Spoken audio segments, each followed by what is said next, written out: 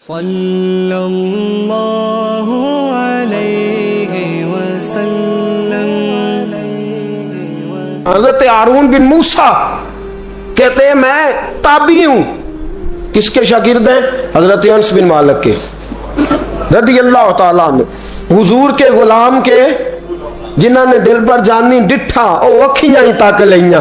गुलाम के गुलाम, गरीब आदमी, टोकरियां, छोटी छोटी टोकरियां फल रखने वाली बेच के गुजारा करते हैं। एक दरवाजे के आगे से गुजरे तो घर वालों ने अंदर बुला लिया। कहते हैं महल है, मलका बैठी है। मलका कहने लगी तू बड़ा सीनो जमील है, आ मेरे साथ मुंह काला कर। कहते नजर झोंक गई। कहने लगे तूने मेरा सिर्फ हुस्न देखा है, मेरे दिल में जो मेरे नबी का इश्क है वो नहीं देखा। तूने मेरे दिल में जो मेरे मुस्तफा का इश्क है। और बोया किसने? अनस बिन मालिक ने। अनस बिन तैबा से मंगाई जाती है, सीनों में रचाई जाती है। तौहीद की मैं प्यालों से नहीं नजरों से पिलाई जाती है। मैंने अनस बिन मालिक से फैज लिया मोहब्बत का। कहने लगी जितने पैसे तू कहेगा, इतने पैसे। जवानों, ना किसी गैर मुस्लिम बीबी के करीब जाना बिन निकाह के, सिर्फ पैसा इकट्ठा करने के लिए, सिर्फ जो है वो पासपोर्ट लेने के लिए, कागज बनवाने के लिए। ये देख नबी के मानने वाले कैसे होते। का ना तूने देखा नहीं हम कौन है? पाक रसूल के मानने वाले, पाक नबी का पाक कुरान पढ़ते हैं, पाक दीन है हमारा, जहन भी पाक, नजर भी पाक, अकीदा भी पाक, नजरिया भी पाक। अल्लाह ने हमारे सीने भी पाक रखे हुए हैं। खबरदार। उसने कहा अगर तू बात नहीं मानेगा तो सजा दूंगी। कहने लगे दे ले। उसने कहा अच्छा तू तब भी ना बाज आया तो बादशाह से कहोगी इसने मेरी इज्जत पे हाथ डाला है। कहने लगे मैंने बाथरूम जाना है। छत पे चढ़े, सबसे ऊपर वाली। एक रवायत तो यह है कि बाथरूम ऊपर था, पखाना किया तो वजूद पे मान लिया, पखाना किया तो वजूद पे, और फिर छत से छलांग लगा दी। कहते यूं जमीन पे आया कि जैसे मां गोद में उठा के बेटा जमीन पे नहीं रख देती। कहते जल्दी से नलके के करीब गया, अपना वजूद धोया, आंख खोली तो सामने खूबसूरत चेहरा, नौरानी आंखें, खुशबू ही खुशबू। मैंने कहा आप कौन है? तो कहने लगे मैं याकूब का बेटा यूसुफ हूं, हजरत यूसुफ अलैहिस्सलाम हूं। पता है तुझे जमीन पे किसने रखा है? कहा नहीं। कहने लगे तू पाक जवानी वाला है, तू पाकीज़ा नजर वाला है, तू पाक सोच वाला है। हजरत जिब्रील पहले वही लेके आते थे, आज एक बार फिर जमीन पे आए हैं, पर पे बिठा के तुझे जमीन पे छोड़ गए हैं, पर पे बिठा के जमीन पे छोड़ गए हैं। और कहा आजा सीने से लग जा, तूने वो काम उम्मती होके किया है जो मैंने नबी होके किया था। आजा सीने से लग जा। सीने से लग गए। कहते ऐसी खुशबू आने लगी जो किसी के पास से नहीं आया करती थी। जिधर जाते लोग कहते ये तो खुशबुओं वाला बाबा है, खुशबुओं वाला बाबा। लोग कहते वो इंतकाल कर गए तो उनकी कब्र की मिट्टी से भी खुशबू आया करती थी। तिरमिजी की हदीस है। किफल बनी इसराइल का एक आदमी, मेरे रसूल पाक सल्लल्लाहु अलैहि वसल्लम फरमाते हैं बड़े ऐब करता, इस बीबी से चक्कर, उस बीबी से चक्कर, इस बीबी से राबता, उससे राबता, बुराइयां इतनी कि हद हो गई। ये नफसानियत गालब है उसके ऊपर। एक औरत आई, कहने लगी किफल बच्चे भूखे हैं, तू अमीर आदमी है, 60 दिनार चाहिए। कहने लगा तेरा रंग गोरा है, पहले मुंह काला कर। उसने कहा गरीब हूं, बच्चों ने मजबूर कर दिया है, तेरी मेरे। कहने लगा नहीं पहले मेरे साथ मुंह काला करेगी। कहा अच्छा मैं रात को आऊंगी। औरत रात को आई। किफल ने हाथ आगे बढ़ाया तो बीबी कांपने लगी। कहने लगा कोई नहीं देख रहा, कोई नहीं देख रहा, कोई नहीं। बीबी कहने लगी जरा अंदर की आंखें खोल, अल्लाह तो देख रहा है।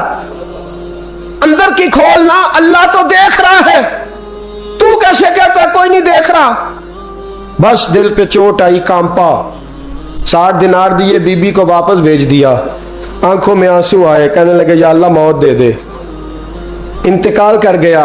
मेरे रसूल पाक के लफ्ज है तिरमिजी में, फरमाया सवेरे दरवाजे पे लिखा था कद गफर अल्लाहु लिल किफल, लोगों गवाह हो जाओ अल्लाह ने किफल की बख्शिश फरमा दी है, अल्लाह ने माफ। अगर वो इतने ऐबों के बाद बाज आ गया तो माफ कर दिया। आ मेरे दोस्त हम भी बाज आ जाए।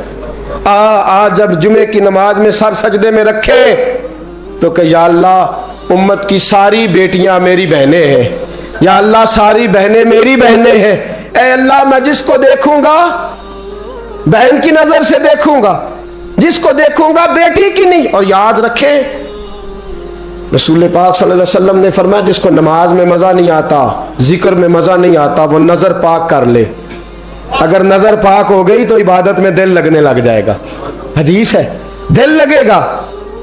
और लित्तय्यबीना लित्तय्यबात, अगर तू पाक रहेगा तो तेरा घर भी पाक रहेगा, अगर तू पाक है तो तेरा बिस्तर भी। कुरान का फैसला है, मैं नहीं कहा लिल खबीसीन लिल खबीसात। अगर तू गंदा है तो मत उम्मीद रखना कि तेरे घर में पाकीज़गी रहेगी।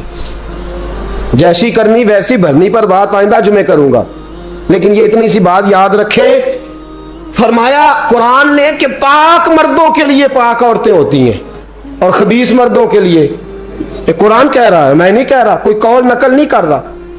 गंदे मर्द और उनके लिए और पाक मर्द। इखलाक की बात नहीं की, इखलाक बुरे हो सकते हैं औरत के, कोई कुछ भी हो सकता है, लेकिन अगर तू जिंदगी पाक गुजारेगा तो तेरे घर में आने वाली बीबी इस हवाले से वो भी बेहया नहीं होगी, उसका भी किसी मर्द से चक्कर है। तो अगर तू पाक औरत और अपने बच्चों को पाक मां देना चाहता है तो पाक हो जा, ये कुरान ने कहा है। मुल्ला रूमी कहते हैं एक शख्स था, बड़ा नेक आदमी, सुनार का काम करता था, बड़ा नेक और बड़ा लोगों का, गरीबों का ख्याल रखने वाला। छोटा सा बच्चा उसने उठाया, बेचारा लावारस था, घर लाया, पाला। उसकी बीवी ने मां बन के बच्चे को पाला, जवान हो गया। वो सुनार कहता है जिंदगी भर नजर खराब नहीं हुई, पता नहीं क्या जुर्म हुआ, बुढ़ापे में औरत के हाथ में चूड़ी डालने लगा तो उसकी नरमो नाजो खूबसूरत कलाई ने मुझे मायल किया, शावत के साथ हाथ रखा, बस हाथ रखा, घर गया तो बीवी दरवाजे पे खड़ी है। मैंने कहा क्या हुआ, दरवाजे पे खड़ी है? कहने लगी सच बता तूने आज कोई गुनाह किया है, सच बता तूने कोई जुर्म किया है। मैंने कहा क्या हुआ? कहने लगी वो बच्चा जिसे मैंने मां बन के पाला है, आज उसने गंदी नजर से मेरा हाथ पकड़ लिया था। मैंने तो उसे कहा कि तू मेरा बेटा है तो मेरा हाथ, तूने क्या जुर्म किया है? वो शख्स सजदे में गिर गया, कहने लगा अल्लाह मेरी बच्चियों की हिफाजत कर ले, अल्लाह आज के बाद ये जुर्म नहीं करता, मेरी बीवी की हिफाजत फरमा, मेरे घर को संभाल, आज के बाद नहीं करता। अभी दुआ करके उठा नहीं कि वो नौकर गुलाम, वो ले पालक बच्चा पीछे खड़ा हो गया। कहने लगा आका मुझे पता नहीं चला कैसे जुर्म हो गया, मैंने अपनी माँ से भी माफी मांग ली है, खुदा से भी मांग ली है, आपसे भी मांगता हूं। उसके मुंह से माफी के जुमले निकले, धड़ाम से जमीन पे गिरा, उसकी रूह परवाज कर। अगर तू चाहता है तेरा घर बच जाए तो मेरे दोस्त अपनी नजर को बचा। नजर शैतान के तीरों में से एक तीर है। जवानों अगर कभी मैसेज करने हुए किसी को तो मेरे मुस्तफ़ा करीम सल्लल्लाहु ताला अलैहि वसल्लम के दीन का पैगाम मैसेज करो। किसी को कहो कि यार फलां जगह अच्छी तकरीब होने वाली है, चलो चले, आज मैंने इतना दुरूद पढ़ा है, तू भी इतना पढ़, इस काम लगाओ ना पैकेजेस। पर आपको आज तक समझ नहीं आई मेरे दोस्तों कि ये अंग्रेज ने हमें पैकेज दिए किस लिए? ये गंद को फरोग देने के लिए, वरना 1.5 घंटा 2-2 घंटे कौन बात करता है? सुबह 7 से रात 7, रात 7 से सुबह 7 का किस लिए?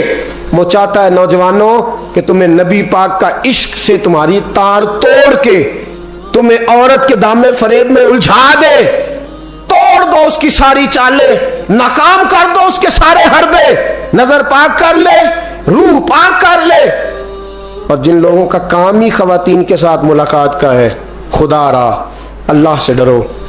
जब भी कोई बीबी दरवाजे पे चढ़ो समझो कि ये आज मेरी बहन सौदा लेने आई है, ये मेरी बेटी सौदा लेने आई है, ये मेरे घर में रहने वाली मेरी भांजी और भतीजी, और एक आपसे मेरी मिन्नत है, ये कजनों वाला मामला खत्म करें।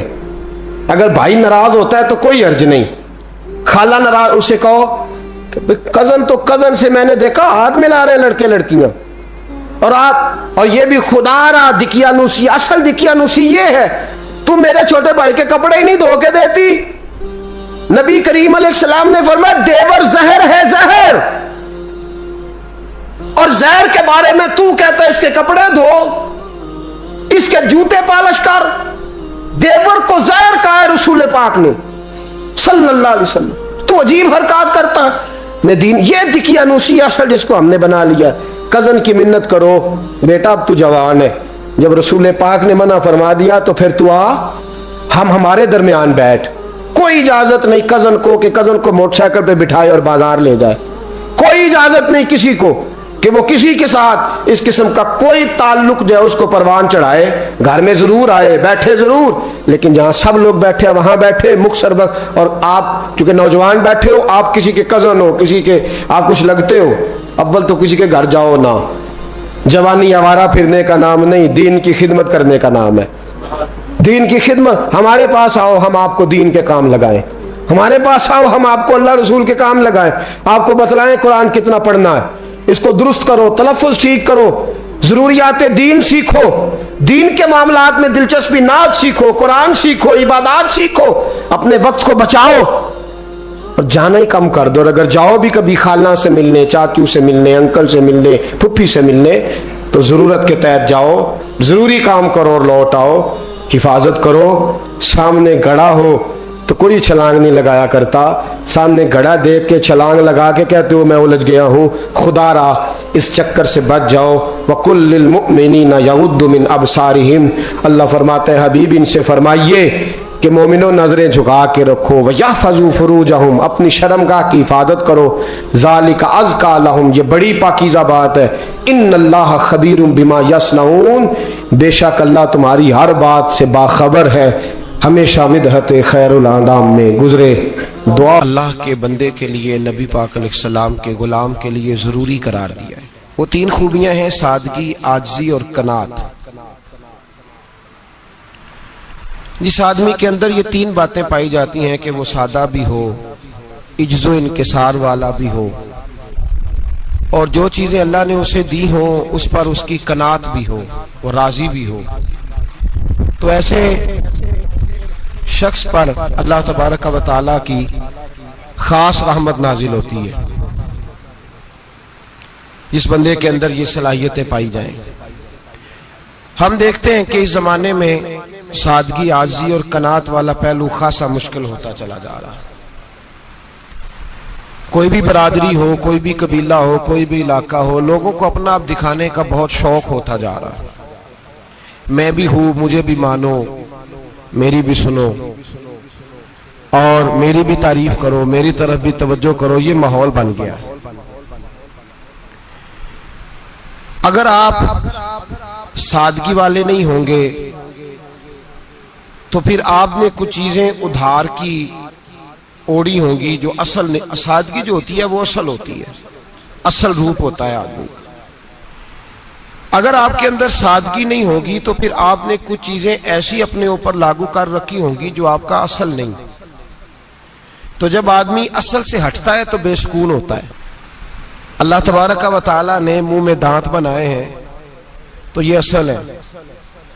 इनके अंदर धागे के बराबर भी कोई चीज चली जाए तो वो बेचैन कर देती है, क्योंकि वो असल नहीं होती। तो जब आप सादगी में रहेंगे तो असल जगह पे रहेंगे, असल जगह पे, फिर आप तकलीफ में मुब्तला नहीं होंगे। आजिज़ी का मतलब ये होता है कि आप अल्लाह के किसी बंदे को हकीर ना समझें, छोटा ना समझें, जलील ना समझें। एक होती है एहसासे कमतरी कि समझना कि मैं माली तौर पे मेरे पल्ले कोई शय नहीं है, देखो कितना, ये एहसासे कमतरी है। आजिज़ी ये होती है कि ये ना समझ ले बंदा कि मेरे अंदर सलाहियत ज्यादा है, ये कमी है, ये छोटा है, ये निकम्मा है, ये बिल्कुल गुनाहगार है, ये तकब्बुर है। आजिज़ी से रहें, अल्लाह के हर बंदे को अपने से अफजल समझें, आजिज़ी के साथ रहें। कनात ये है कि आपको जो अल्लाह ने दिया है समझें कि मेरा रब सबसे ज्यादा मेरे ऊपर ही मेहरबान है, उसने जो मुझे दिया है वो किसी और को नहीं दिया। ये शुक्र के तौर पर, तकब्बुर के तौर पे ये भी नहीं। कनात करें। आजिज़ी जब आपके अंदर होगी, सादगी होगी, तो जिंदगी इत्मीनान से गुजरेगी, सुकून से गुजरेगी। और आजिज़ी और सादगी का ये वाला तर्जमा नहीं कि जिस बंदे ने मैले कपड़े डाले हो आप समझें कि ये बड़ा सादा आदमी है जी, हफ्ता आया ना आया नहीं तो सादा है। ये सादगी नहीं होती। नफासत तो हुसैन है इस्लाम का। नबी पाक सल्लल्लाहु अलैहि वसल्लम ने एक मालदार आदमी को फटे पुराने कपड़े पहने हुए देखा था तो हुजूर ने मना किया था। फरमाया अगर अल्लाह नेमत देता है तो बंदे पर उसका असर देखना भी पसंद फरमाता है। अच्छे कपड़े छोड़ दें तो आप सादा हो गए, ये मतलब नहीं। बहुत सारे गरीब लोग भी सादे नहीं होते, जो हर वक्त कहता रहता है मैं किसी चौधरी को कुछ नहीं समझता, तो वो सादा है। जो कहता रहता है कोई नहीं मेरी नजर में, मैं आप बड़ा सियाना हूं, फलाना बंदा आया तो मैंने लाजवाब कर दिया, दो बातें नहीं फिर वो कर सका आगे से, तो आप सादे? आप तो बड़े महान तेज आदमी है भाई, आप तो अपनी करामत सुना रहे। सादगी का मतलब है बेतकल्लफ जिंदगी, जिसमें कोई तकल्लुफ ना पाया जाए। जो बंदा हो वही वो बयान करे, ये सादगी है। ये सादगी के खिलाफ है कि आप जो नहीं है वो आप। मेरा एक तजर्बा है, इसको आप कुरान और हदीस का निचोड़ ना समझिएगा, मेरी जाती बात है तो इसको जादी रहने दीजिएगा। कभी कभी मैं परेशान होता हूं। आप किसी की दावत खाने जाए ना, वो अकीके की हो, वलीमे की हो, कोई भी हो, अच्छा जब आप खा लेते हैं ना तो फिर वो आदमी मुतालबा करता है कि आप उसकी तारीफ करें, फिर उसका ये मुतालबा होता है। वो बिल्कुल मेरी तरह का देहाती भी हो तो कहता मैं मुंडिया नूं कल आख्या कि लियाओ फिर कोई कट्टा चंगा तगड़ा जिहा, अज जी आखन ना कि जनाब एदी दावत सी ते इस पकाए कुछ नहीं। वो फिर जिसले कट्टा एडा वधिया लिया के नाई अगे रखिया तो उन्हें पहली बारी इंज दा वेख्या सी, उन्हें फिर बनाया कि कमाल कर छड़ी। मुतालबा क्या है उसका भला? तुहानू आखे कि जिंज दी तुसां रोटी पकाई मैं कदे नहीं खादी। ये हर आदमी का मुतालबा, हर आदमी। जनाब मैं सवेरे गया हूं तो ताजी सब्जी स्पेशल आपके लिए मैं लेके आया हूं, और ये वो वाली लाया हूं जो मिलती नहीं थी पूरी दुनिया से, सिर्फ मुझे मिली है। तो ये आजिज़ी नहीं, ये सादगी नहीं, ये बनावट है। ये मैं अमीर गरीब, ये सारे लोग ये काम करते हैं। सारे जो हम नहीं वो हम बन के दिखाते हैं, जो हम हैं नहीं वो हम बनते हैं। उसका नुकसान ये होता है कि जब वो चीज जो असल नहीं होती वो आती है तो तकलीफ देती है। नबी पाक अलैहिस्सलाम की जिंदगी सादी थी। किस तरह की सादी थी? दो जुमले, हजरत अब्दुल्लाह इब्ने अब्बास के दो जुमले और बात खत्म कर दी। फरमाते हैं मेरे रसूल पाक अलैहिस्सलाम की जिंदगी सादी थी। ये कैसी सादी थी? फरमाते हैं जो मिलता था हुजूर पहन लेते थे, जो सामने आता था खा लेते थे। कोई तकल्लुफ नहीं कि मैंने ये नहीं खाना, ये खाना है, ये नहीं लेना, ये लेना है। ये मिजाज नहीं, तबीयत नहीं। हमारी तो पसंद नापसंद होती है ना। हुजूर को कद्दू ज्यादा पसंद था, ये तो आपको हदीस में मिलेगा, ये तो मिलेगा। लेकिन ये नहीं मिलेगा कि नबी पाक सल्लल्लाहु अलैहि वसल्लम को गंदम नापसंद थी, ये नहीं मिलेगा। आपको ये तो मिलेगा कि रसूल पाक को दूध ज्यादा पसंद था, ये नहीं मिलेगा कि सादा पानी नापसंद था। ये तो आपको मिलेगा कि नबी करीम सैयद आलम सल्लल्लाहु अलैहि वसल्लम जमीर पर सोने को पसंद करते थे। ये नहीं मिलेगा कि चारपाई पर सोने को नापसंद करते थे। यानी हुजूर की जिंदगी सादी है, उसमें तकल्लुफ हमारी पसंद नापसंद होती है, और जो जोश है हमें पसंद नहीं वो फिर है ही नहीं सही, वो गलत हो गई फौरन, वो सिरे से उसका कोई असर ही नहीं रहा, वो बिल्कुल तबाह हो गई। मेरे हबीब पाक सैयद आलम अलैहिस्सलाम ने सादी जिंदगी गुजारी और आजिज़ी वाली जिंदगी गुजारी। हम लोग आजिज नहीं होते, आजिज नहीं हो। अगर हम लोग आजिज हो जाए तो लड़ाइयां खत्म हो जाए। हर खानदान में हर घर में लड़ाई है, इसका मतलब है कि आजिज़ी, जहां आजिज़ी होती है वहां लड़ाई नहीं होती, झगड़ा नहीं होता। हमारा भाई से, भतीजे से, भांजे से, बीवी से, ससुराल वालों से, रिश्तेदारों से, भाइयों से अगर इख्तलाफ चल रहा है और हर जगह चल रहा है तो सारी जगह तो गलतियां नहीं ना पाई जाती, कहीं हमारी भी गलती होती है। तो ये जो इख्तलाफ चल रहे हैं और सुलह नहीं हो रही, इसकी वजह यह है कि हमारे अंदर आजिज़ी इनकिसारी हो, तो फिर तो झगड़ा ही कोई नहीं। मेरे नबी पाक अलैहिस्सलाम की जिंदगी में आजिज़ी है, इनकिसारी है, इसलिए हुजूर ने कभी लंबी चौड़ी बातें नहीं सुनाई। सहाबा कहते हैं नबी पाक अलैहिस्सलाम तकरीर छोटी करते थे, नमाज लंबी पढ़ते थे। तकरीर, नमाज, हमारी बातें लंबी और नमाजें अल्लाहु अकबर, उल्ट बिल्कुल सिलसिला। नबी पाक अलैहिस्सलाम ने सादगी, आजिज़ी को अपनाया। बहुत गरीब आदमी, बड़ा माड़ा बंदा जो 100 रुपया दिहाड़ी लेता है, और बाहर जब वो दिहाड़ी करने गया है तो वो शाम को जब उसने ना समेटा है ना वो सीमेंट और रेत और वो सारी चीजें, तो वहां वो झाड़ू फेर के आया है। फेरते हैं ना जी मजदूर झाड़ू, ये काम वो करने को तैयार है, पर अपने घर में आके झाड़ू देने को तैयार नहीं वो, इसलिए कि ये उसकी मर्दानगी के खिलाफ है। बाहर जब वो गया है, किसी होटल में काम कर रहा है, टाई पैंट कोट पहन के वो बड़ा अच्छा, वहां अगर उसको बर्तन धोने पड़े तो धो लिए, बल्कि अगर नाराज ना हो जाए बाहर रहने वाले साथी, तो ढेरों लोग बाहर जाके होटलों में बर्तन मांजते हैं, लेकिन वहां उनके रोब को, उनके नाम को कोई धब्बा लगता, लेकिन घर के अंदर जिस बर्तन में उन्होंने खुद रोटी खाई है, अगर उनको ये कह दिया जाए ना कि ये धो लो, तो फिर तो तलाक तक नौबत आ जाती, फिर तो मसला खराब है। फिर तो हो सकता है कि बीवी की अम्मा की भी खैर ना हो, तुझे उसने सिखाया ही कुछ नहीं, मुझे ही तूने कह दिया उठ जा। ये हमारा हाल है, और है हम सारे आजिज़ मिस्कीन, है हम सारे माड़े गरीब, ये सारा अपनी जगह तय। लेकिन जहां डटना है, बल्कि यूं समझ लें कि जहां रोब ना चला वहां मिस्कीन हो गए, और जहां चल गया और बादशाह हो गए। मेरे रसूल पाक सैयद आलम अलैहिस्सलाम का उसवा नूर सुनो, सैयदा तैयबा ताहिरा हजरत आयशा सिद्दीका रदी अल्लाह ताला अन्हा फरमाती हैं, हुजूर घर में आते, अगर घर के अंदर झाड़ू देने वाला है तो मुस्तफा ने उठा के काम करना शुरू कर दिया है। ये मामूली बात नहीं। अगर हजरत फातिमा ज़हरा की चक्की पीसने के लिए फरिश्ते आ सकते हैं, तो रसूल पाक के घर का काम करने के लिए भी आ सकते हैं, लेकिन मेरे नबी पाक सल्लल्लाहु अलैहि वसल्लम घर में अपने कपड़े धो लेते, फट जाते तो हुजूर सी लेते। यहां तक कि हजरत आयशा फरमाती है, एक दिन हुजूर ने कहा खाना पकाओ, तो मैंने कहा कनीज आटा गूंद रही है। नबी पाक ने मालूमात की तो पता चला कि वो कनीज तो जा चुकी, बीमार थी। फरमाती है हुजूर ने अपने दस्ते मुबारक से आटा गूंदा, नबी पाक ने गूंदा, नबी पाक ने। लगे जो मजदूर शाह ऐसा, न धुन न दौलत सरबराह ऐसा, अरश नशी का जमी पे घर है, मेरा पैगंबर अजीम पर है। नबी पाक ने आटा गूंदा, और आटा गूंद के फरमाया आयशा आओ रोटी पका दो, मैंने आटा गूंद दिया है। ओ भाई मैं बहुत बड़ा नवाब हूं मैं आजिज़ मिस्कीन, लोगों की मैं कमियां कोताहियां सुनाता हूं, लेकिन अगर जरा सा भी हाथ हिलाना पड़े तो उस वक्त ना जहां रोब चलता है वहां तो चलाना चाहिए ना। जितना हमारा दबदबा बनता है, आजिज़ी इनकिसारी, ये इंसान को संवारती है, ये उसको सुकून देती है, ये उसके अंदर पैदा करती है वो चीज जो उसे अल्लाह के करीब करती है। अगर आप बड़े हैं तो फिर आप बड़े ही रह जाएंगे, बन कुछ नहीं सकेंगे।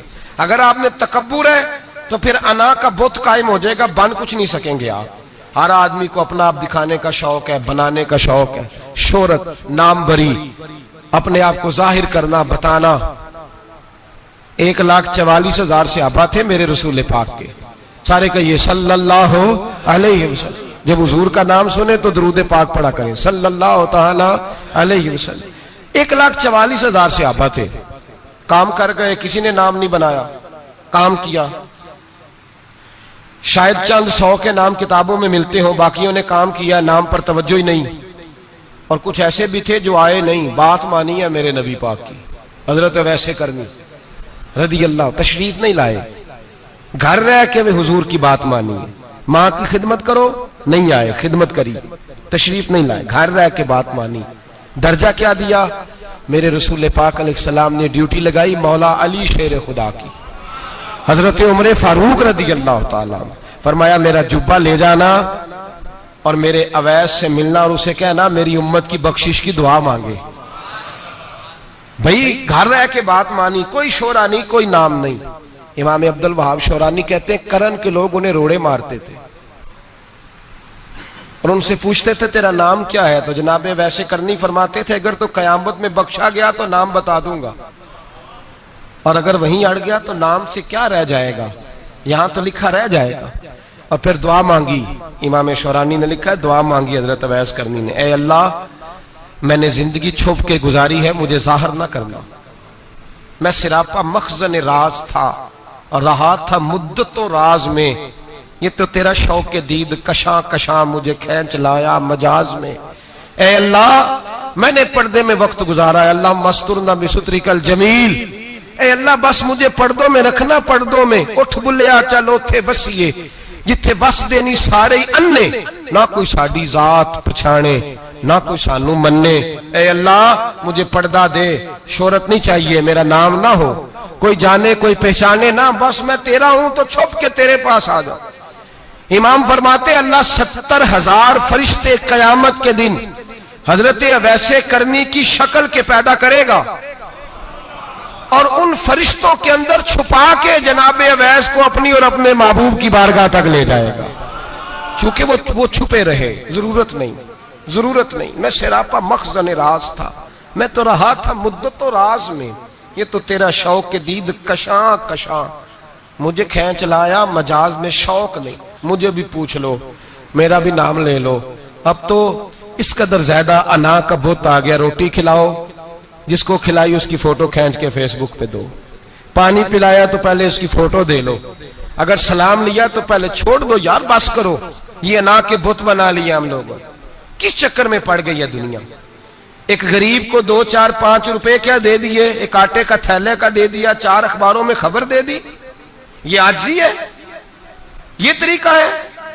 अब तो लोग यहां तक रियाकारी करने लगे, नमाज पढ़ने के लिए आते हैं तो पहले फोटो खींच के आते हैं, जुम्मे की तैयारी करते हुए। बस कर दें, बस करें, कहीं रुके, किसी जगह स्टॉप करें, अपने अंदर इंकिसारी पैदा करें। जो खत्म हो गया वो बच गया, जो अपने आप को बनाता रहा वो कभी बन ना सका। बचा वही जो रब की बारगाह में मिट गया। हमारी तो उम्र गुजर गई है अपने आप को तामीर करते, सारी जिंदगी गुजर गई। मेरा भी नाम लो, 30 साल में रह के आया हूं जी सऊदी अरब के फलाने महल्ले में, किसी से मेरा नाम पूछोगे तो पहुंच जाओगे। क्या होते थे आप वहां, क्या नाम पूछे, वहां तो बादशाहों के नाम अब कोई नहीं लेता, मिट गए, जो आए थे चले गए। गखड़ आना तो चौक से किसी से भी पूछ लेना, मैं भी होता हूं, क्या होते हो। यहां बड़े लोग थे जिनका तूती बचता था, खत्म हो गए। तू और मैं भी जाने वाले, और जमाना आएगा, मिटने के लिए दुनिया आई है। अगर दुनिया में खुद ब खुद अपने आप को मिटा के रखोगे तो अल्लाह इज्जत अता फरमाएगा। हम तो इतना खड़े हुए हैं कि बहनों से, भाइयों से, ससुराल से, रिश्तेदारों से कट गए, इसलिए कि बुत नहीं टूट रहा अंदर का। मेरे नबी पाक सैयद आलम अलैहिस्सलाम के गुलाम बड़ा कुछ थे, पर उनकी जुबानों पे कभी कुछ होने का जिक्र नहीं आया। बड़ा कुछ थे, वो बड़ा कुछ थे। हजरत अबू बकर सिद्दीक रदी अल्लाह, बड़ा कुछ थे ना, क्या बात थी। मेरे मुस्तफा करीम सैयद आलम सल्लल्लाहु अलैहि वसल्लम ने फरमाया अबू बकर मेरा वो खलील है कि दुनिया में भी मेरा सज्जन है, कयामत में भी मेरा दोस्त होगा, दुनिया और आखिरत में। वही अबू बकर है।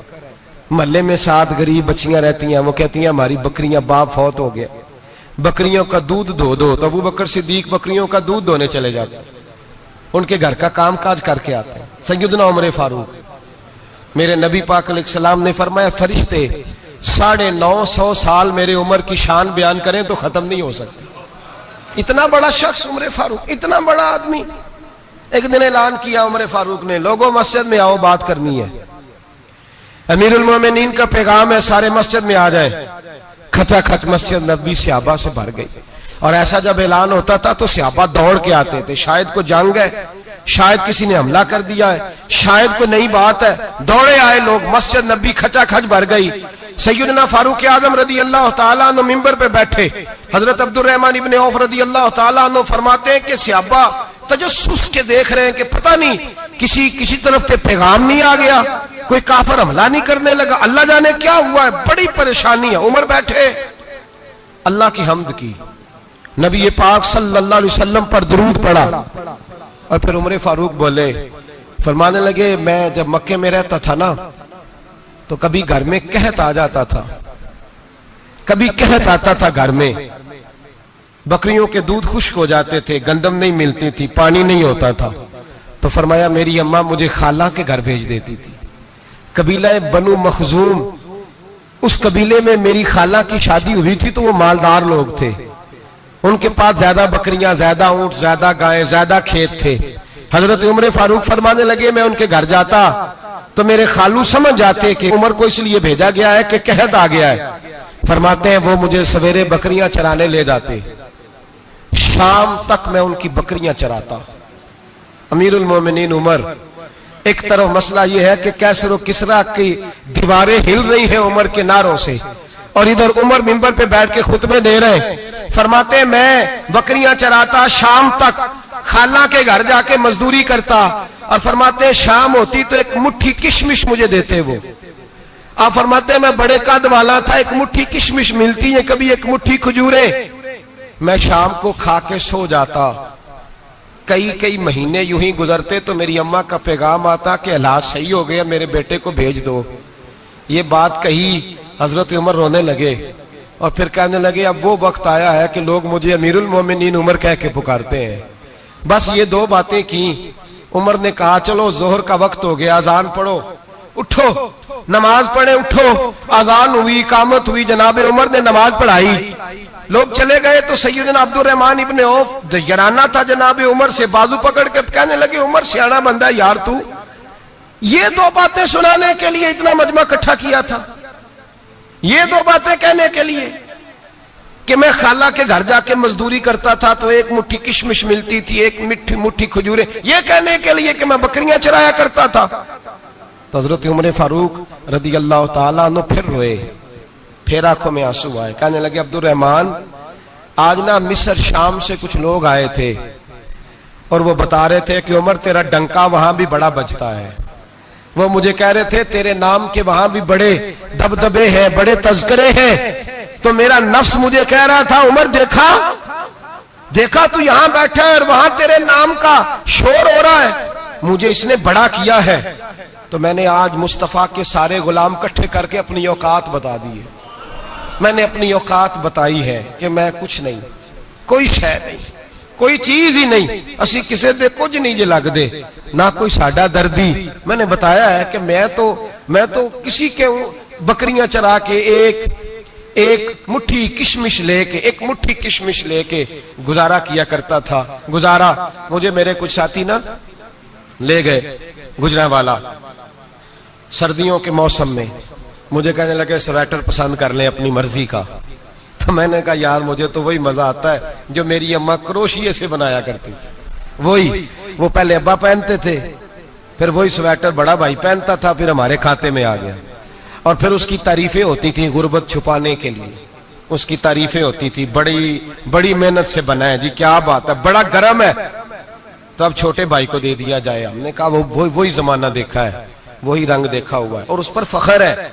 अब तो लोग जब कुछ हो जाता है ना, दो चार लोग जानने लगते हैं तो लोग फटाफट दावा कर देते हैं खानदानी रईस आजम हो, बड़ी बात है। ऐसी कोई बात नहीं, जिसको अपना आप याद रहता है उसे खुदा भी याद रहता है, जिसे अपना आप याद रहता है उसे रसूलुल्लाह भी याद रहते हैं, जिसे अपना आप याद रहता है उसकी नजर में दूसरे लोग भी कुछ होते हैं, दूसरे लोग भी कुछ होते हैं। मैं उम्रे के लिए, हज के लिए जाता रहता हूँ, रब मुझे अपने फजल से बुला लेता है। तो मैं एयरपोर्ट से नीचे उतरा तो एक साहब मेरे जानने वाले थे, दौड़ के आए और मुझे कहने लगे क्या बात है, सुना है इस दफा आप सऊदी एयरलाइन से आए, सीधा मदीना शरीफ आए, क्या बात है आपकी। और मैंने कहा साहब छोड़ दें, मैं भी जब पहली दफा आया था तो मैं भी बड़ा घूर घूर के एयरपोर्ट देखता था, मैंने कभी देखा जो नहीं था, मैं बड़ा घूर घूर के देखता था, कोई ऐसी बात नहीं है, ये निजाम कुदरत है, बादशाह के फैसले हैं, वो जब चाहता है जिस तरह के चाहता है फैसले फरमा लेता है, तो ये उसके फैसलों की बात है।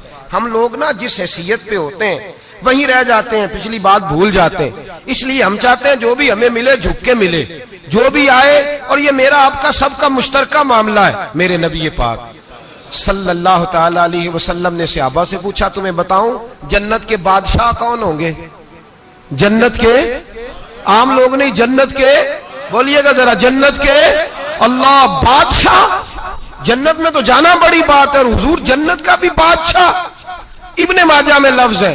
तुम्हें पता है जन्नत के बादशाह कौन होंगे? तो मेरे मुस्तफा करीम सल्लल्लाहु ताला अलैहि वसल्लम के गुलामों ने कहा हुजूर हमें नहीं पता। तो हुजूर ने फरमाया जन्नत के बादशाह वो लोग होंगे जिन्हें दुनिया में कोई भी नहीं जानता था, जिनके कपड़े सादे होते थे, जो गरीब लोग होते, जो सिफारिश करते थे तो उनकी कबूल कोई नहीं करता था, जो किसी के साथ जाते थे तो उनको मानता कोई नहीं था। वो जन्नत के बादशाह होंगे, बादशाह। और फरमाया क़यामत के दिन जब लोग उन्हें देखेंगे तो उन पर फख्र करेंगे, रश्क करेंगे, कहेंगे क्या बात है तुम्हारी, यहां तो शौक ही बड़ा है। गरीबों ने भी पोस्टर बनाए हुए हैं, डाकुओं, लुटेरों, चोरों की तस्वीरों के साथ लगवाए हुए, अपने आप को बड़ा करने के लिए। आज ही इख्तियार करें, आज ही इख्तियार करें, अपने आप को मिटाने की कोशिश करें। रब करीम के बंदे आगे बढ़ बढ़ के अपना आप दिखाते नहीं, बड़ा शौक है, पहले फोटो खिंचा लो, बाकी बातें बाद में होंगी, पहले वीडियो बना लो, बाकी कुछ और बाद में होगा। पहले अब तो परसों तरसों मुझे एक मौलाना कहने लगे कि आपसे मैंने, वो यहाँ जुमा पढ़ने आते हैं कभी कभी, मेरे दोस्त हैं, कहते हैं आपसे मैंने सुना था कि अगर कोई, उस नबी पाक का फरमान है, अगर कोई नजराना दे तो उसको ले लो, अगर कोई तोहफा दे तो उसको, हुजूर ने फरमाया ले लो अगर तुम्हें को देता है, अपनी मर्जी से, मांगना मना है, खुद दे तो ले लो, वरना एक वक्त आएगा तुम मांगोगे तुम्हें मिलेगा नहीं, जब को दे तो ले लो। कहने लगे आपने कहा था को दे तो उस वक्त से मैं, कोई सूट देता है मुझे मेरी मस्जिद का नमाजी तो मैं ले लेता हूं, कोई मुझे कोई और शय देता है तो मैं आपसे सुन के, तो अगर मेरी मस्जिद का नमाजी सूट पकड़ाते साथ फोटो भी खींचे तो फिर मेरे लिए क्या हुक्म है? वो खुशबू की डब्बी देते हुए साथ फोटो भी खींचे, फिर मेरे लिए क्या हुक्म है? कहने लगे रमजान में ये हाल हुआ है कि लोग कपड़े दे रहे थे और फोटो खींच रहे थे, क्या चक्कर है, कहां चले गया? गरीब आदमी की इज्जत नफ्स को कुचल डाला पकड़ के। एक जोड़ा साल के बाद इमाम को दिया, उसकी भी तस्वीर खींच के फेसबुक पे दे डाली। ये हमारी आजिज़ी है, ये हमारा प्यार है, ये हमारा अंदाज है। भाई ये हम गलत रास्ते पे, गलत डगर पे चल निकले, हमें वापस आना पड़ेगा। मेरे नबी पाक अलैहिस्सलाम ने आजिज़ी को पसंद किया। हुजूर शोहरत से, नामवरी से दूर रहते। नबी पाक अलैहिस्सलाम ने आजिज़ी, इनकिसारी और सादगी और कनात इनको अपना के रखा, सीने से लगा के। ये नहीं कि माल नहीं आया, बहरीन से लाखों दिनार आए हुजूर के जमाना ज़ाहिरी में, तबूक के बाद फतूहात हुई तो लाखों दिनार आए, लेकिन हजरत आयशा कहती है हमारे घर में 4 दिन के बाद ही रोटी पकी है, हमने एक वक्त ही खाना खाया।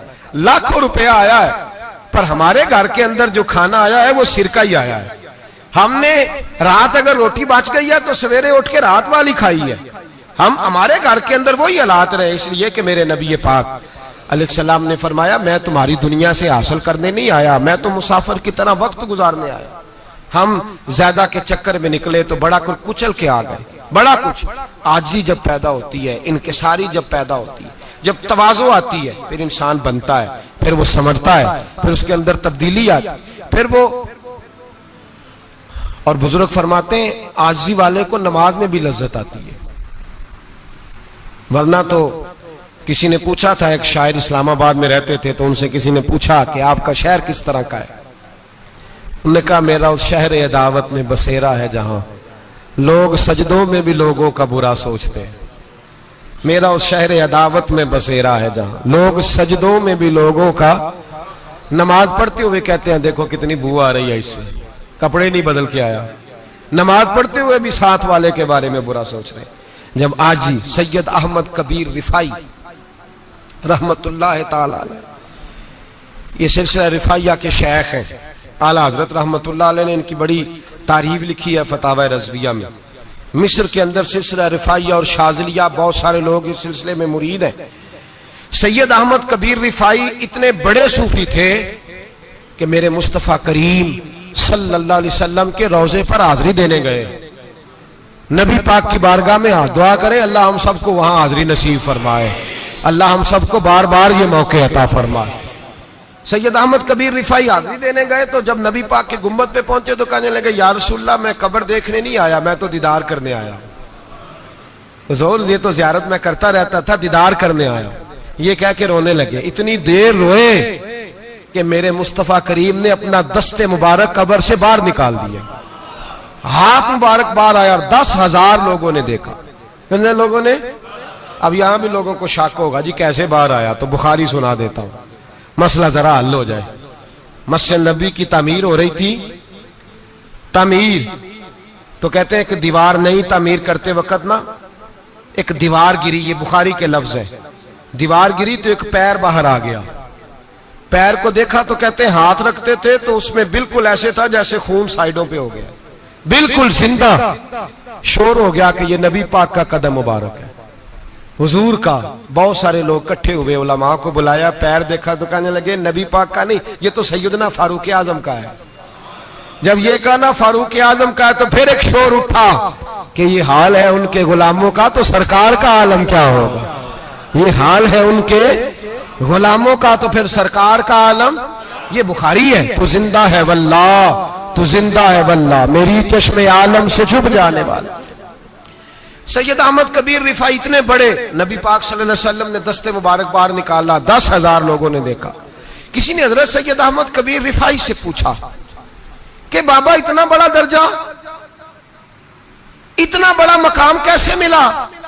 तो बाबा जी कहने लगे जिंदगी में कभी किसी को हकीर नहीं समझा, किसी को कभी हकीर, कभी किसी को अपने से कमतर नहीं समझा। तो अल्लाह ने, देखिए ना, अगर आप नहीं समझेंगे तो उसके लिए भी आपको उन्वान मिल जाएंगे, और अगर समझना है अपने आप को बड़ा तो उसके लिए भी मौके मिल जाते हैं। हजरत शफीक बल्खी बहुत बड़े सूफी बुजुर्ग हुए, पर नौजवान थे, जवानी में ही अल्लाह ने बड़ा मर्तबा दिया। हजरत अब्दुल्ला बिन मुबारक बूढ़े थे, दोनों एक महफिल में इकट्ठे हुए। अब बगदाद सारा मानने वाला था और दोनों का मानने वाला था। आखिर में दुआ बुजुर्ग कराया करते थे महफिल के इख्तिताम पर। हजरत शफीक बल्खी जनाब अब्दुल्ला बिन मुबारक से कहने लगे आप दुआ करें, आप दुआ करें, आप बुजुर्ग हैं। अब जिसने जो मानना है उसे उसके लिए उन्वान भी मिल जाएगा। हजरत सैयदना अब्दुल्ला बिन मुबारक कहने लगे बेटे तू दुआ कर, तेरी उम्र थोड़ी है, तेरे गुनाह भी थोड़े हैं, तेरी उम्र थोड़ी है, तेरे गुनाह भी थोड़े हैं। तो सैयदना शफीक बल्खी कहने लगे नहीं हुजूर आप दुआ करें, आपकी उम्र ज्यादा है तो नेकियां भी तो ज्यादा ही है ना, नमाजें भी तो आपकी ज्यादा है ना, रोजे भी तो ज्यादा, रमजान भी तो आपकी उम्र में ज्यादा है ना, आज भी तो आपने ज्यादा। अगर आपने किसी को अपने से बड़ा समझना है तो उन्वान आपको मिल जाए, छोटा समझना है तो उसके लिए भी उन्वान आपको। बात तो ये है कि आप क्या करना, अगर आप किसी को हकीर समझना चाहते हैं तो बात खत्म हो गई। सैयद अहमद कबीर रिफाई फरमाते जिंदगी भर कभी किसी को हकीर नहीं समझा। अल्लाह की सारी मखलूक की क्या बात है। अल्लाह कुरान में कहता है इन्नल्लाह ला यस्तही अन यदरिब मसलन मा बऊदतन फमा फौकहा। अल्लाह शर्म नहीं करता कि एक मच्छर की मिसाल बयान करे या उससे भी कमतर। अल्लाह मच्छर की बात करता है इतना बड़ा होके, वो कहता है मैं करूंगा, मेरी मखलूक जो है मेरी तो हजरत अहमद कबीर रिफाई फरमाने लगे मैंने कभी किसी को हकीर, बोलिए कभी किसी को हकीर। हम लोगों के पास उन्वान बड़े हकीर समझने के लिए, हम समझ लेते हैं। अमीर आदमी कहता है गरीब मेहनत क्यों नहीं करता, मेहनत करे अमीर हो जाएगा, उन्वान हुआ कि ना तनकीद करने का। 4 बच्चे हैं करें कमाई अमीर हो जाएंगे, अब वो हकीर समझ रहा है गरीब को। गरीब भी अमीर को हकीर समझता है, वो भी कहता है जो इसने कमाया सारा ही हराम है, जायज एक पैसा नहीं, उसने भी हकीर समझ लिया। यानी वो ये कह रहा है कि मैं हलाल खाता हूं, ये अमीर हराम खाते हैं, तो बात खत्म हो गई। उसने भी हकीर समझ लिया, इसने भी हकीर समझ लिया। अब उन्वान ही था ना, अगर उन्वान बदल लेते तो बात बन जाती। अमीर अगर ये कहता कि मैं इस गरीब की मदद करूंगा इसलिए कि पैसे मेहनत से नहीं मिलते, खुदा के फजल से मिलते हैं, तो वो ये ना कहता कि ये मेहनत करता तो आगे चला जाता। और गरीब अगर समझता इस बात को तो ये ना कहता अमीर सारे हराम ही खाते हैं, वो कहता भाई रब ने जो मेरे लिए पसंद किया मुझे दिया, जो इसके लिए पसंद किया इसे दिया, बात खत्म हो गई, झगड़ा खत्म। उन्वान तो मिल जाएगा आपको, मुस्बत भी और मनफी भी। तो अच्छी बात नहीं कि मुस्बत इख्तियार करें। सैयद अहमद कबीर रिफाई कहते मैं गुजर रहा था, एक दिन मेरे साथ ऐसा हुआ कि मैं गुजर रहा था खेत के अंदर से, इधर भी पानी था इधर भी पानी था। होता है ना पानी पानी होता है फसलों में कई दफा। कब होता है ज्यादा पानी? नहीं, जो कद्दू करीद है जी, वो जब कद्दू करते हैं ना तो दोनों जाने पानी भरा होता है ना जी, वो ट्रैक्टर भी पानी में चलता है। मैं पेंडू हूं ना, मुझे ज्यादा पता है कि क्या हालात होते हैं। तो वो इधर भी पानी इधर भी पानी, तो दरमियान में से वो मुंडेर होती है छोटी सी, बात टाखीदा अपनी जुबान है। तो कहते इधर भी पानी था इधर भी पानी था। सैयद अहमद कबीर रिफाई कहते हैं मैं गुजर रहा था, असर की नमाज का टाइम हो गया, मैं जल्दी जल्दी जा रहा, सामने से कुत्ता आ गया। इंसान अशरफुल मखलूकात है, लेकिन वो अल्लाह का शुक्र करेगा कि उसने मुझे अशरफ बनाया है। ये नहीं कह सकता कि ये मखलूक हकीर है, ये बुरी है, ये नहीं कह सकता। शुक्र करे कि मुझे अल्लाह ने अशरफुल। सैयद अहमद कबीर रिफाई कहते हैं कुत्ता आ गया सामने से। अब कुत्ता आया तो मुझे जल्दी थी, कुत्ता भी भीगा हुआ था। अब मेरा दिल करे कि कुत्ता नीचे उतरे तो मैं गुजरूं, कुत्ता खड़ा है कि ये साइड पे हो तो मैं गुजरूं। कहते हैं देर हो गई तो मुझे डर लगता था, मैंने कभी कुत्ते को भी नहीं झिड़का था, कभी कुत्ते को भी, अपनी इतनी हैसियत ही नहीं, झिड़का ही नहीं कभी किसी को। आप फरमाते हैं देर हो गई तो मैंने कहा या अल्लाह, हजरत सैयद अहमद कबीर कहते हैं मैंने कहा या अल्लाह इस कुत्ते को जुबान ही दे दे, मैं इसे कुछ समझा ही दूं, इसे जुबान ही दे दे, तू तो कादर मुतलक है। उसे जुबान दे दी। तो मैंने कुत्ते से कहा नीचे उतर जा, मैंने नमाज पढ़नी है। तो कहने लगा बाबा जी आप उतर जाए, आप उतर जाए, आप उतर जाए, मैं क्यों उतरूं? तो सैयद अहमद कबीर रिफाई कहते हैं मैंने उससे कहा कि बात यह है कि मेरे ऊपर नमाज फर्ज है, तेरे ऊपर फर्ज नहीं, तो मैंने नमाज पढ़नी है। अगर मैं खेत में उतर गया तो कीचड़ है, मेरे कपड़ों को मिट्टी लग जाएगी, पता नहीं पानी पाक है कि नापाक है, तो तू उतर जा, तेरे ऊपर नमाज नहीं फर्ज, तो मुझे जाने दे। तो सैयद अहमद कबीर रिफाई कहते हैं उसने ऐसी बात की कि मेरे ऊपर वजद तारी हो गया। कुत्ते ने बात की तो मैं कांपने लगा। राती जागे शेख सदावे, राती जाग दे कुत्ते, तैथों उत्ते मालक दा दर मूल न छड़ दे, भावे मारो 100 जुत्ते, तैथों उत्ते वो एक बुरकी दा कदर पछानन, भावे मालक हो मन सुत्ते, तैथों उत्ते रुखा सुखा खा दिने जा रुखा विच सुत्ते, ते तैथों उत्ते उठ बुलिया चल यार मना ले नहीं ते बाजी लै गए नहीं कुत्ते, उठ बुलिया चल यार मना ले नहीं ते बाजी लै गए कुत्ते, ते तैथों उत्ते। सैयद अहमद कबीर रिफाई कहते हैं वो मुझे कहने लगा आप उतर जाए। तो मैंने कहा भाई मेरे ऊपर नमाज फर्ज है, तेरे ऊपर फर्ज नहीं, तू उतर जा, मेरे कपड़े आलूदा हो जाएंगे तो क्या करूंगा? तो कहते हैं उसने बात की तो मैं घबरा गया और छलांग लगा के मैं खेत में उतर गया। मुझे कहने लगा बाबा जी कपड़े अगर आपके कीचड़ से आलूदा हो गए तो पानी से साफ हो जाएंगे, और अगर मुझे हकीर जान के आपका दिल आलूदा हो गया तो 7 समुद्रों से भी साफ नहीं होगा। कपड़े पानी से धुल जाएंगे और दिल अगर तकब्बुर से आलूदा हुआ तो 7 समुद्रों से भी सही हो सकता ना ना ना। हकीर नहीं जानना, ना मौलवी को, ना सूफी को, ना दरवेश को, ना खेत में काम करने वाले को, ना पट्टे पे मजदूरी करने वाले को, ना गाड़ी का शीशा साफ करने वाले को, ना तेल डालने वाले को, ना किसी को हकीर ना जान, ना किसी के हाल पे तंज कर, ना किसी के गम का मजाक उड़ा, वो जिसे चाहे जैसा नवाज दे। ये मिजाज लुत्फ रसूल है। ना ना कोई आया लेके चला गया, कोई उम्र भर भी ना पा सका, मेरे मौला तुझसे गिला नहीं, ये तो अपना अपना नसीब है। भाई हकीर नहीं जानना। सैयद अहमद कबीर रिफाई फरमाते हैं वो कुत्ता तो गुजर गया, मैं दौड़ा घर गया, जाके मैंने गुस्ल किया, कपड़े बदले। फरमाते हैं पहले भी मैं असर पढ़ता था, पर आज जब नमाज पढ़ी तो बड़ा ही मजा आया। मैं सर सजदे में रखूं मेरा उठाने को जी ही ना चाहे, मैं रुकू में जाऊं तो मेरा सर उठाने को दिल ही ना चाहे। मेरा दिल करे आज मगरिब लेट हो जाए, आज सूरज देर से गुरूब हो, मैं आज सारा दिन असर ही पढ़ता रहूं। भाई जब तू आजिज़ी वाली पढ़ता है, जब तू इनकिसारी वाली पढ़ता है, जब तू हजरत सैयदना मुआविया बिन खुतैज रदी, एक हजरत मुआविया बिन सुफियान है, एक मुआविया बिन खुतैज सहाबी है, वो कहते हैं मैं जंग फतह करके आया तो सख्त गर्मी का मौसम था, मुझे पता था कि उमर फारूक दोपहर को आराम कर रहे होंगे। आप फरमाते मैं मस्जिद नबी में बैठ गया, एक बच्ची जनाब उमर के घर से निकली तो मुझे कहने लगी मुआविया आपका नाम है? मैंने कहा हाँ। अंदर जाके जनाब उमर को बताया तो उमर दौड़े आए, और जब आए तो सर पे टोपी कोई नहीं, पैरों में जूता कोई नहीं। कहने लगे मैं तेरा इंतजार कर रहा था, आज मुझे उम्मीद थी तू आएगा, तूने बताया क्यों नहीं? तो मैंने कहा हुजूर मुझे पता है रात सारी आप चेहरे पे कपड़ा डाल के मदीने की गलियों में रहते हैं, तो दोपहर को आप आराम करते होंगे, इसलिए मैंने कोशिश की कि आपको बेदार ना करूं, आप आराम कर रहे होंगे, इसलिए ये मैंने कोशिश की कि मैं बैठता हूं मस्जिद में आराम करता हूं, जब आप आएंगे तो देखी जाएगी। हजरत उमर फारूक ने जलाल किया, फरमाया तू मुझे गाफिल समझता है कि मैं सो जाऊंगा?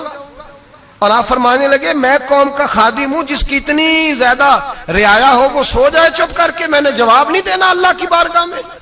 फरमाया मेरे अमीरों की तरह सोने जागने के वक्त मुकर्रर नहीं, मैं कौम का खादिम हूं, जिस वक्त भी आया करो मुझे जगा लिया करो, मुझे कब्र में जाके खुदा को भी जवाब देना है, मोहम्मद मुस्तफा को भी जवाब देना है। मेरे भाई याद रखे, जब ये चीजें पैदा, और फिर हमने इन तकल्लुफात में, अब मैंने कई दफा ये बात बयान की है, अब तो लोग रिश्ते करते हैं तो डीसी कॉलोनी में किराए का मकान खरीदते हैं, 2-4 गैरों की गाड़ियां मंगा के दरवाजे के आगे खड़ा करते हैं, रिश्ता हो जाता है बड़ा घर देख के, और जब शादी के चौथे दिन पता चलता है कि ये किराए का मकान था, तो रिश्ते मकानों पे कायम नहीं होते, एतबार पे कायम होते हैं।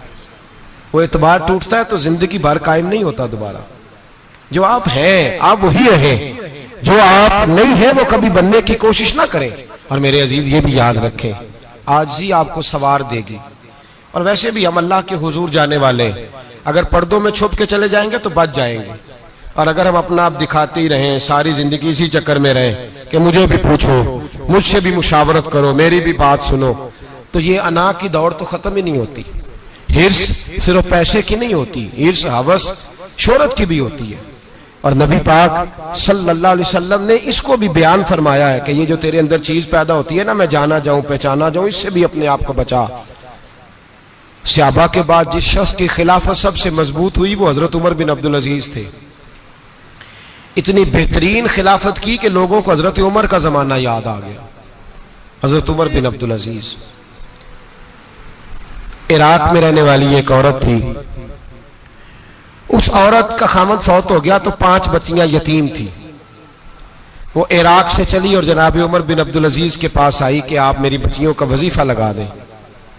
वो कहती है जब मैं पहुंची ना, यहां तो अब तो इस्तकबाल आना जाना बड़े मामलात है, अब तो बच्ची की बारात आए और 5, 7, 10, 20 लोग दरवाजे पे खड़े ना हो तो बारात नाराज हो जाती है, कहते हमारा इस्तकबाल ही किसी ने नहीं किया।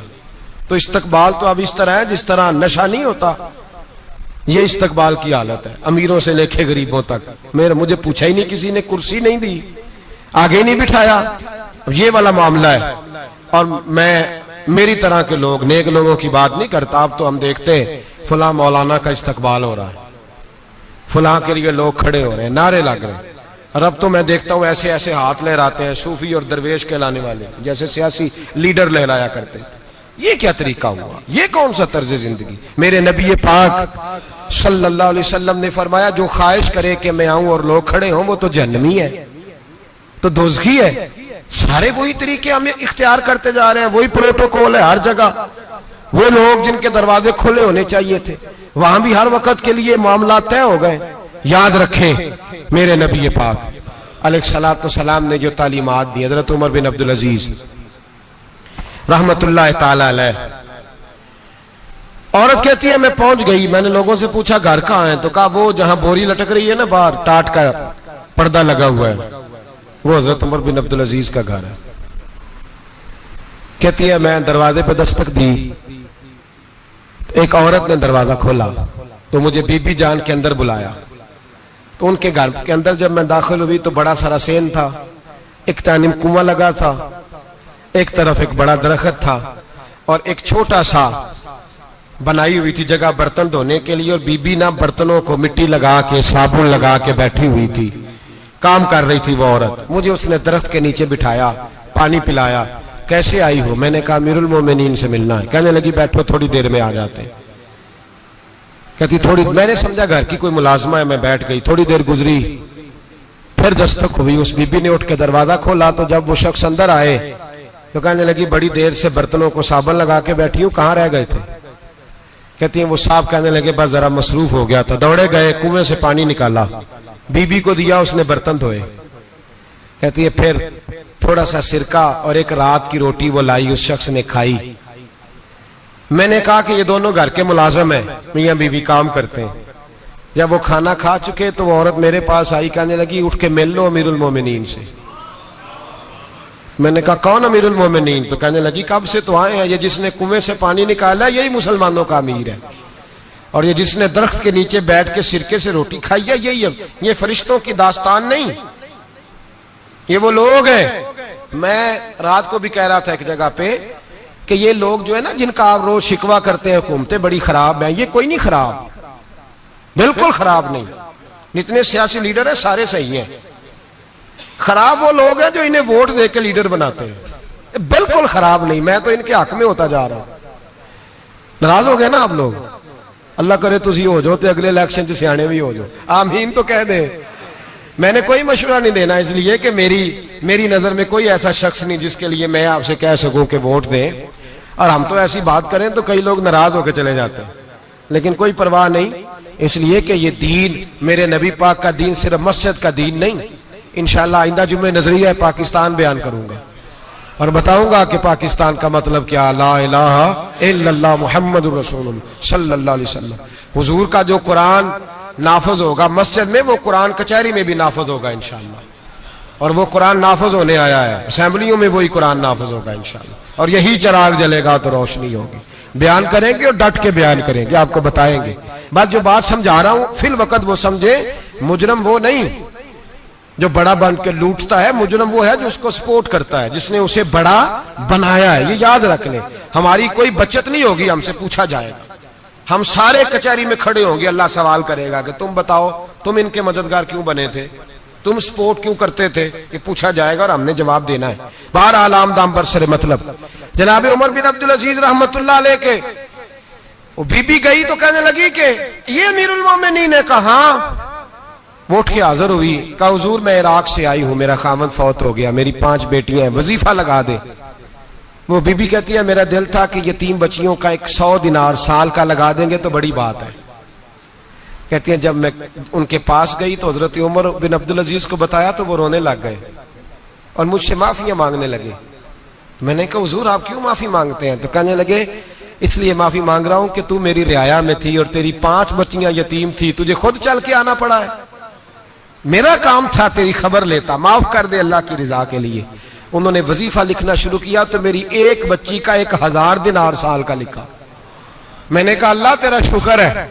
फिर दूसरी बच्ची का 1000 लिखा तो मैंने कहा अल्लाह तेरा शुक्र है। तीसरी का 1000, चौथी मैंने कहा शुक्र है। जब चौथी का लिखा तो मैंने कहा अल्लाह आपका इकबाल बुलंद करे, अल्लाह आपको हमेशा इसी तरह फलता फूलता रखे। कहते हैं जनाब उमर बिन अब्दुल अजीज ने कलम रख दिया, फरमाने लगे मैं 5वीं का वजीफा नहीं लिखूंगा, 4 बहनों से कहना बांट के इसे भी दे दें। कहा हुजूर क्यों?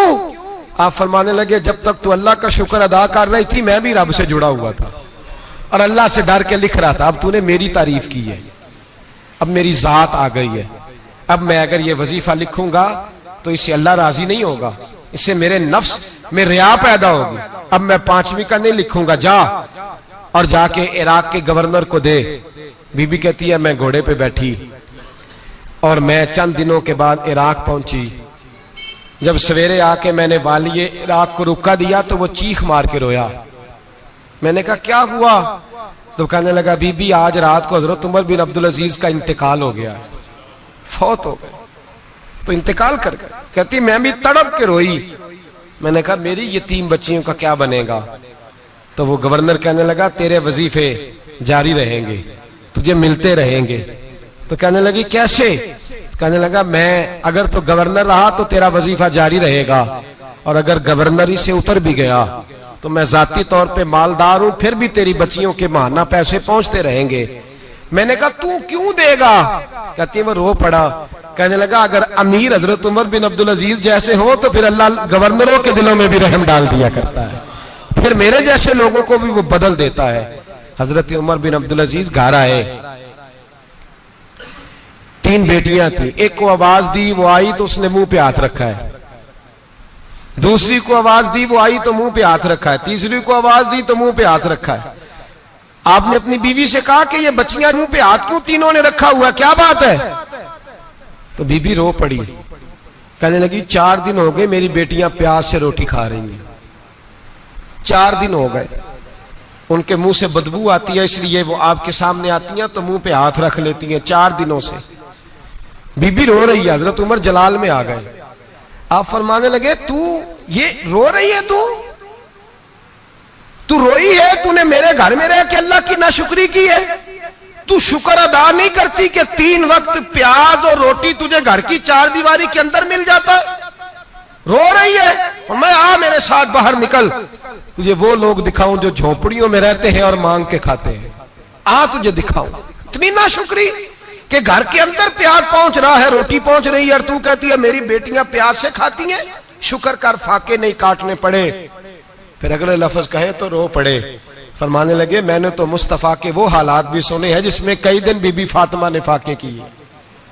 तू घर के अंदर प्याज पहुंच रहा है, तो अभी भी सादगी, आजिज़ी और कनात नेमत थी इन लोगों की। हमारे यहाँ रोज शिकवा है, किस बात का? गाड़ी कोई नहीं। रोज रोना है, किस बात का? बंगला कोई नहीं। रोज रोना है, किस बात का? बैंक बैलेंस कोई नहीं। 10 जोड़े क्यों नहीं ईद पे आए? और ये सिर्फ औरतों का मसला नहीं, हमारे अंदर भी ये बात बदरजे औला। हम रोज अपने आप को मिस्कीन कहते हैं, गरीब कहते हैं, लाचार कहते हैं, मजबूर कहते हैं। इश्क जिना